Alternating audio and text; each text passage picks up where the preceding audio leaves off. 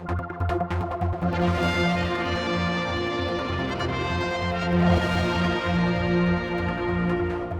down here at Peel, and I'm catching up with Nigel, who contacted me the other day. We were having a chat about these sailings, or the lack of two big luxury cruise lines that should be in on Friday and here today, Saturday.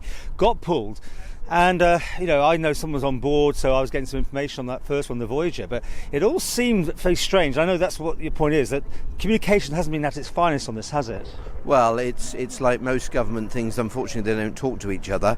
And as a provider, we are the last provider that obviously takes the passengers out, and we were the last person to be informed.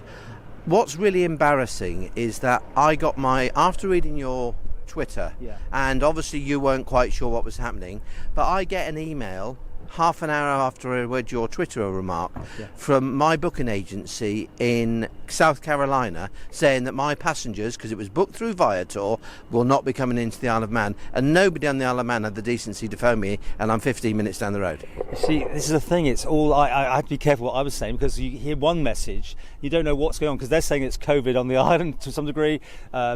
The ministers here are saying it's nothing to do with that, it is just on the ship. I mean, it all seems very late in the day, though, doesn't it, what's coming out? It does. I mean, it's very embarrassing for us, obviously, as a tour operator, and I'm bespoke. I offer very nice picnics. I've Manx products. I produce them, the Manx cheese, the salmon, the pate. I take them to the Peveril. They can have a Manx beer because I want them to have a taste of what we've got. And I spent a lot of money. I mean, we could have salmon and tea tonight because it's all in my fridge.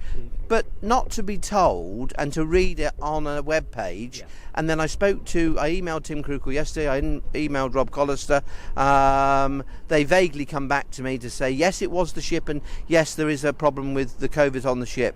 But I'm sorry, it's been in Liverpool and it's just docked in Holyhead this morning. Also, by the way, on board the ship, they're saying it's more of a problem that they couldn't have enough bus drivers, and infrastructure here wasn't up to it because there was COVID here as well. So all sorts of messaging was going out. And some people obviously believe that it's here that's the problem, but it seems to be on the ship, I guess. I don't know.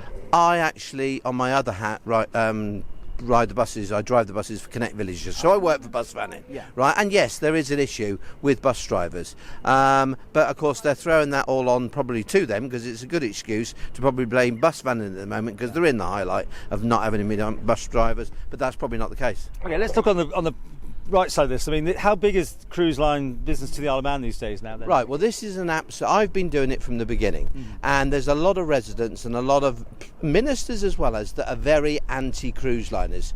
So you're looking at the admissions, you're looking at they don't spend any money, that you're looking that it's not worth it, and well, that's totally incorrect. Cruise ship is a massive business, and that's going to continue worldwide. So passengers will go on cruise ships.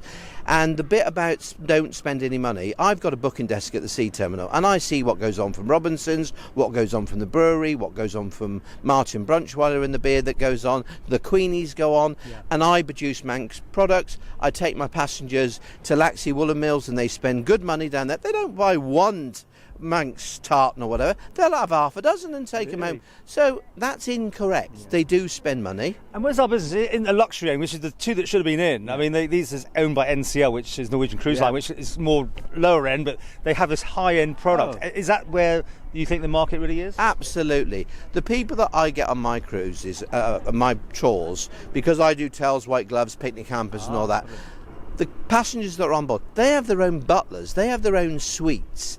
These are serious people spending a lot of money, which to me personally, going around the middle of the Irish Sea in this weather, I wouldn't probably do it, but they love it. It's a bucket list for them, and they love coming to the Isle of Man.